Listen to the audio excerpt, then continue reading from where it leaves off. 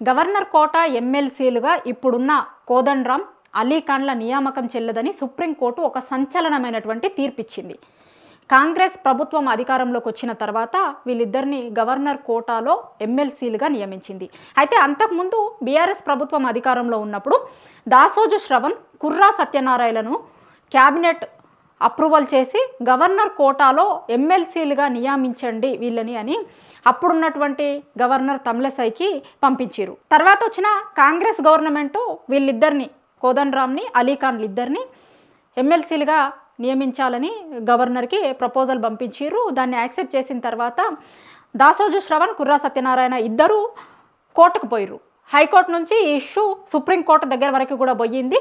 అయితే సుప్రీంకోర్టు కొంతకాలం మధ్యలో ఒకసారి స్టే ఇచ్చిన తర్వాత వీళ్ళిద్దరూ ఎమ్మెల్సీలుగా ప్రమాణ స్వీకారం చేసి ఇప్పుడు వాళ్ళు ఎమ్మెల్సీలుగా కొనసాగుతున్నారు. ఇంకా కూడా కేసు నడుస్తుంది. నిన్న సుప్రీంకోర్టు ఒక సంచలనమైనటువంటి తీర్పునిచ్చింది. వీళ్ళ నియామకం చెల్లదు అని, వీళ్ళని ఎమ్మెల్సీలుగా పరిగణించొద్దు, వీళ్ళ నియామకం చెల్లదు అనేది ఇచ్చింది.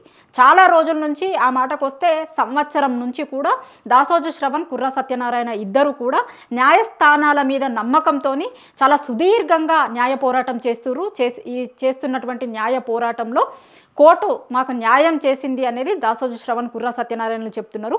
అయితే ప్రభుత్వం ఇప్పుడు ఏం స్టెప్ తీసుకోబోతుంది, ఎట్లా ఉండబోతోంది ఈ ఎమ్మెల్సీలకి సంబంధించినటువంటిది అనేది ప్రభుత్వ వర్గాలు ఏం చెప్తాయి అనేది కొన్ని రోజులలో తేలుతుంది.